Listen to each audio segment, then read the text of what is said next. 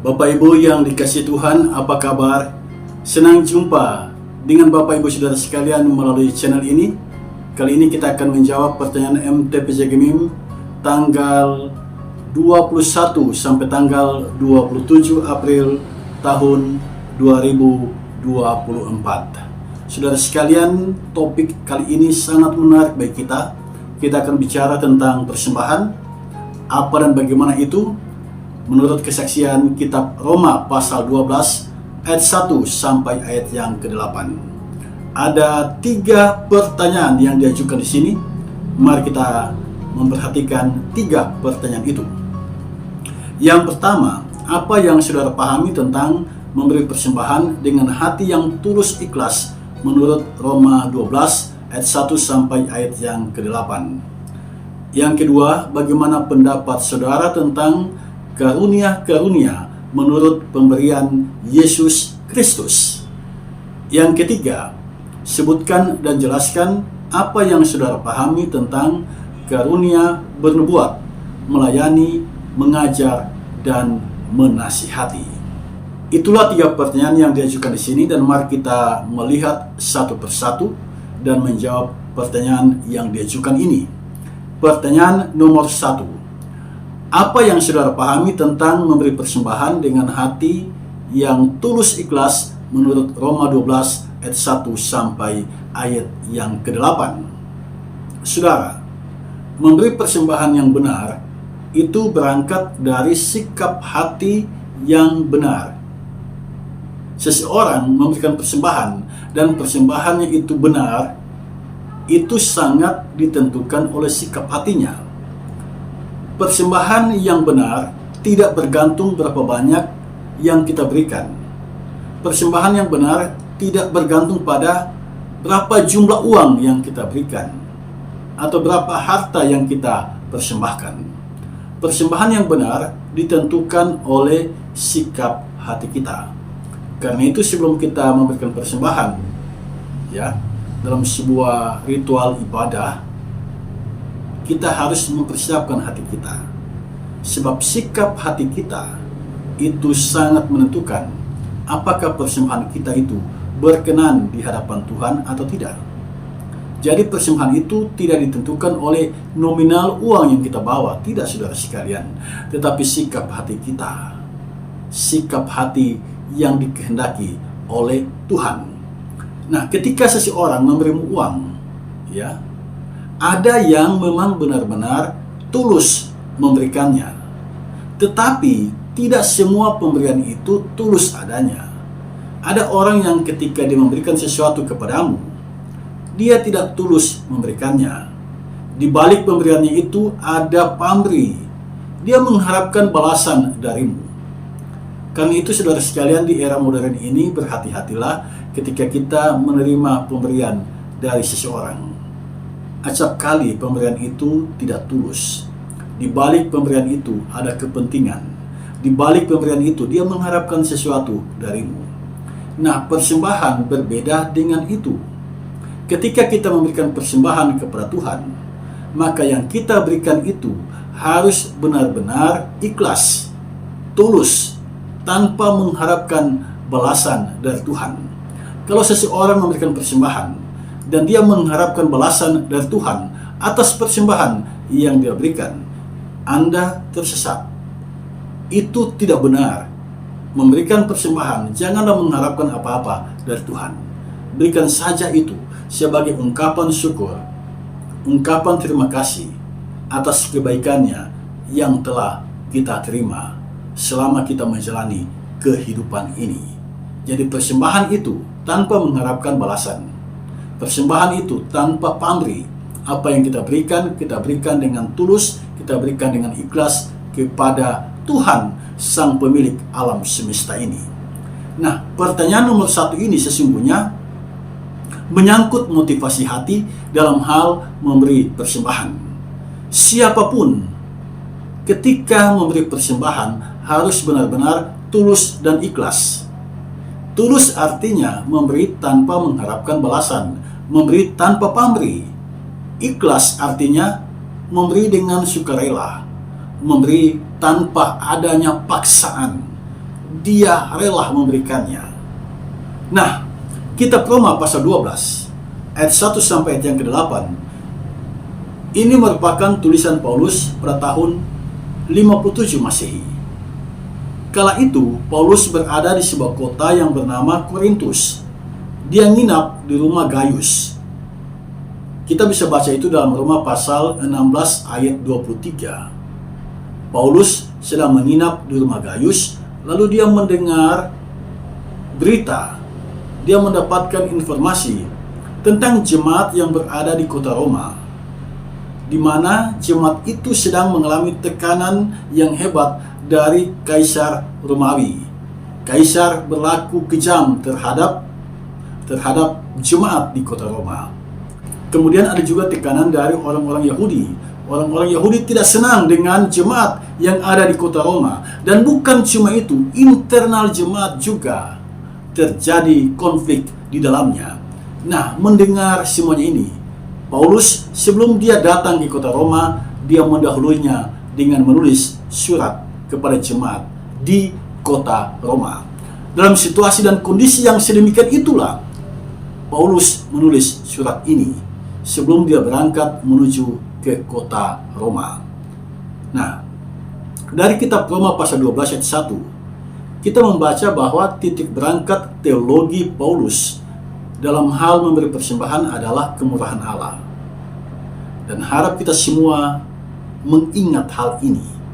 Bicara persembahan adalah bicara tentang kemurahan Allah. Titik berangkat kita ketika kita membahas tentang persembahan adalah teologi kemurahan Allah. Hal ini dapat kita baca di dalam kitab Roma pasal 12 ayat 1.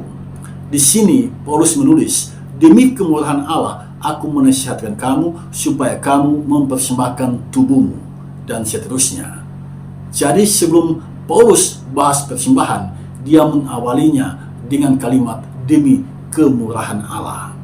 Sebelum bicara persembahan, Paulus bicara dulu tentang Allah yang murah hati, Allah yang maha baik. Nah, topik ini acap kali luput dari perhatian kita. Ketika kita membahas tentang persembahan, kita melupakan hal ini. Kita lupa tentang hal ini. Kita lupa bahwa Allah yang murah hati itu yang seharusnya kita bicarakan di awal bahasan kita tentang persembahan. Kita punya Allah yang murah hati, Allah yang berbelas kasihan kepada kita. Dia memberikan segala yang baik kepada kita. Dan karena dia memberikan yang terbaik bagi kita, maka kita juga harus memberikan yang terbaik baginya.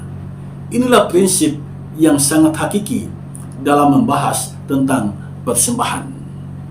Nah, kalau kita bicara uang, di saat kita bicara tentang persembahan, kita bicara berapa banyak yang kita berikan, ini adalah titik berangkat yang salah.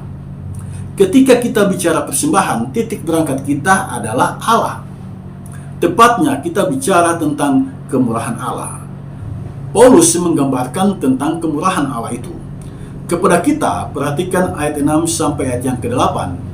Allah memberikan karunia yang berlain-lainan menurut kasih karunia yang dianugerahkan kepada kita.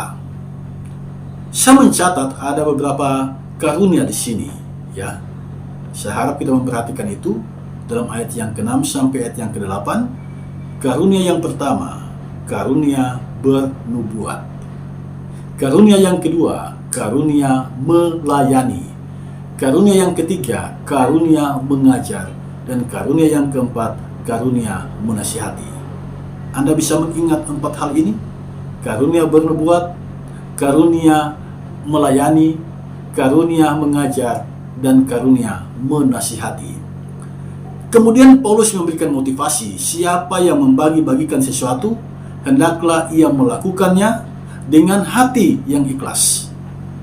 Kalimat ini kemudian ditarik menjadi tema MTPJ Gemim tanggal 21 sampai tanggal 27 April tahun 2024. Temanya, memberi persembahan dengan hati yang ikhlas. Saudara, persembahan itu pemberian sukarela yang diberikan dengan ikhlas. Persembahan bukanlah pemberian yang mengharapkan balasan. Sampai di sini kita paham. Kita paham yang kitab Roma maksudkan dengan memberi persembahan. Yang pertama, persembahan itu merupakan pemberian sukarela. Pemberian sukarela, saudara sekalian. Ya, sukarela. Ketika kita memberikan persembahan, kita memberi itu dengan sukarela. Artinya tidak ada yang memaksa kita untuk memberikan persembahan. Kalau sesuatu kita berikan dengan terpaksa, itu bukan persembahan. Yang namanya persembahan, kita berikan itu dengan sukarela. Kita berikan itu dengan ikhlas. Kita berikan itu tanpa mengharapkan balasan. Yang kedua, kita memberi persembahan karena Allah telah lebih dahulu memberikan yang terbaik kepada kita. Itulah kemurahan Allah bagi kita. Dia telah memberikan putra tunggalnya, Yesus Kristus, agar setiap orang yang percaya kepadanya beroleh keselamatan. Dalam bacaan kita saat ini, kita melihat kemurahan Allah memberikan karunia, karunia bernubuat, karunia melayani, karunia mengajar, dan karunia menasihati. Yang ketiga, Paulus memberikan pemahaman yang baru soal memberikan persembahan. Dalam agama Yahudi, persembahan itu kewajiban. Sekali lagi, persembahan itu kewajiban, harus diberikan. Persembahan itu dalam agama Yahudi berupa materi, misalnya uang dan harta benda. Kitab Roma mengajarkan kita persembahan berupa harta benda, seperti dalam ritual agama Yahudi, itu memang baik. Tetapi persembahan yang hakiki, yang dikehendaki oleh Tuhan dari kita, disebutkan di sini adalah totalitas hidup kita, totalitas diri kita. Itu yang dipersembahkan kepada Tuhan. Jadi, kitab Roma memperkenalkan kepada kita persembahan tubuh, bukan persembahan uang, bukan persembahan harta benda. Tubuh kita, hidup kita, itu yang kita persembahkan kepada Tuhan. Sampai di sini kita paham. Dasar teologi Paulus tentang persembahan adalah kristologi. Sebagaimana Kristus mempersembahkan tubuhnya demi keselamatan manusia, demikian juga hendaknya kita mempersembahkan hidup kita kepada Tuhan. Itulah persembahan yang hidup, yang kudus, dan yang berkenan kepada Allah. Jadi kita bergeser, persembahan bukan sebatas uang dan harta benda, tetapi totalitas hidup kita, itu yang kita persembahkan kepada Tuhan. Saudara sekalian, demikianlah jawaban saya untuk pertanyaan nomor 1. Dan sekarang mari kita masuk pada pertanyaan nomor 2. Bagaimana pendapat saudara tentang karunia-karunia menurut pemberian Yesus Kristus? Saudara, untuk pertanyaan nomor 2 ini saya langsung saja masuk pada yang paling inti jawaban saya untuk pertanyaan nomor 2 ini. Saya berpendapat bahwa sumber karunia adalah Yesus Kristus. Karunia itu diberikan kepada manusia menurut kehendaknya. Yesus Kristus punya otoritas mutlak untuk memberikan karunia itu kepada yang Dia kehendaki. Karunia itu diberikan bukan tanpa tujuan. Jadi kalau Anda punya karunia, harap diingat ini. Karunia itu diberikan bukan tanpa tujuan. Allah memberikan karunia kepadamu punya tujuan. Sekali lagi, Allah memberikan karunia kepadamu punya tujuan. Tujuannya apa? Tujuannya untuk saling memperlengkapi satu sama lain, membangun tubuh Kristus, membangun gerejanya di muka bumi ini. Dengan karunia yang diberikan Kristus bagi kita, kita gunakan semua karunia itu demi hormat dan kemuliaan Bapa Surgawi, Sang Pemberi karunia. Itulah jawaban saya untuk pertanyaan nomor 2, dan mari kita langsung saja masuk pada pertanyaan nomor 3. Pertanyaan nomor 3 bunyinya seperti ini. Sebutkan dan jelaskan apa yang saudara pahami tentang karunia bernubuat, melayani, mengajar, dan menasihati. Saudara, kata karunia itu diterjemahkan dari sebuah kata dalam bahasa Yunani charis, ya, artinya pemberian cuma-cuma dari Tuhan kepada manusia.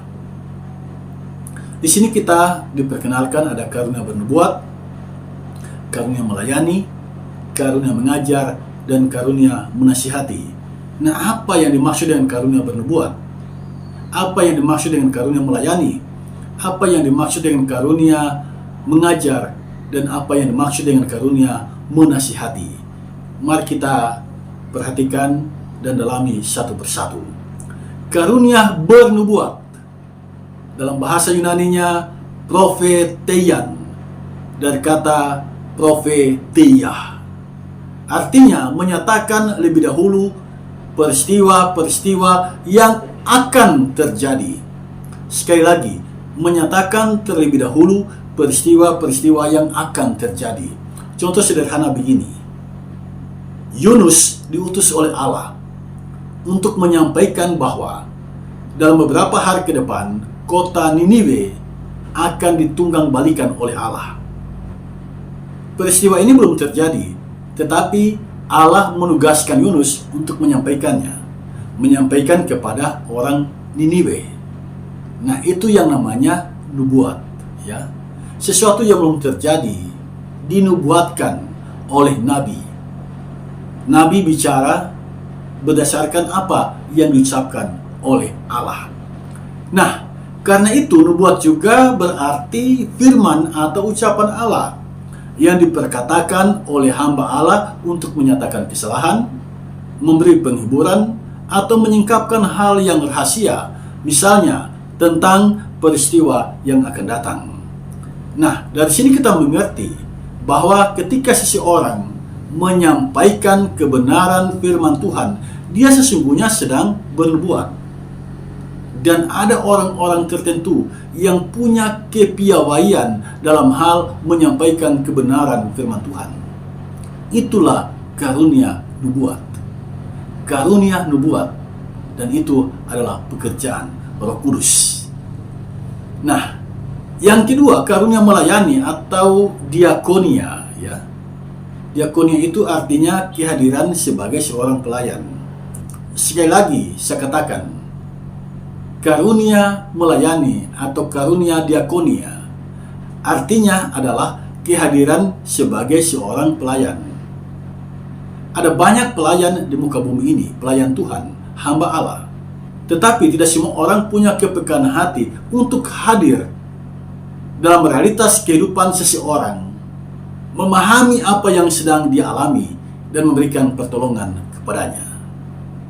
Karena itu, dalam Alkitab bahasa Indonesia masa kini, karunia melayani disebut karunia menolong orang lain. Jika engkau adalah pribadi yang suka menolong, itu adalah karunia melayani. Jadi karunia melayani adalah kerinduan orang percaya untuk menolong, memberikan kemudahan, memberikan solusi, memberikan jalan keluar kepada orang lain ketika dia punya pergumulan kehidupan, sehingga dia merasa lebih baik, merasa nyaman, dan bersukacita. Orang yang punya karunia seperti ini, dia pasti disukai oleh banyak orang. Mengapa? Karena kehadirannya selalu dirindukan oleh orang lain. Jika Anda suka menolong orang, itu adalah karunia melayani atau karunia diakonia. Ini adalah kuasa yang diberi Allah untuk memberikan bantuan praktis kepada anggota jemaat dan pemimpin gereja dalam hal membantu mereka memenuhi tanggung jawab mereka kepada Allah. Ini adalah karunia dalam pelayanan sesuai dengan kecakapan. Jadi kalau orang punya kecakapan dan kecakapannya itu dia gunakan untuk melayani Tuhan melalui persekutuan, itu adalah karunia melayani. Selanjutnya yang ketiga, karunia mengajar, dalam bahasa Yunani didasko. Karunia menyampaikan kebenaran Tuhan secara efektif. Karunia itu diberikan untuk membangun gereja Tuhan. Orang yang punya karunia ini mampu menyampaikan pengetahuan terutama terkait doktrin iman dan kebenaran Alkitab. Kalau kita memahami tentang hal ini, maka kita pasti paham bahwa orang yang punya karunia ini adalah orang-orang yang cakap dalam hal mengajar, mengajar tentang doktrin iman dan kebenaran Alkitab. Di sekitar kita ada orang-orang tertentu yang piawai dalam hal menggali isi Alkitab dan menjelaskannya dengan bahasa yang mudah dipahami. Itu adalah karunia mengajar. Saudara sekalian, sekarang kita masuk pada karunia yang terakhir, yaitu karunia menasihati. Dalam bahasa Yunaninya parakaleo. Parakaleo itu artinya memanggil, berseru. Itu arti harfiah dari parakaleo. Nah, karunia menasihati atau parakaleo itu sesungguhnya adalah tindakan membesarkan hati, mendorong, memotivasi, memberikan kekuatan, memberikan jalan keluar, membangkitkan pengharapan yang baru bagi orang lain. Orang yang memberikan nasihat dan nasihatnya itu kena di hati, itu adalah karunia menasihati. Di sekitar kita ada orang-orang tertentu yang ketika dia memberikan nasihat, apa yang dia katakan itu enak didengar dan menyentuh hati kita. Itu adalah karunia menasihati. Dalam Kisah Para Rasul pasal 9 ayat 19 sampai ayat yang ke-31, kita menemukan karunia menasihati itu ada dalam pribadi seorang yang bernama Barnabas. Ketika Paulus berada di Yerusalem, murid-murid Yesus enggan menerima Paulus dalam persekutuan mereka.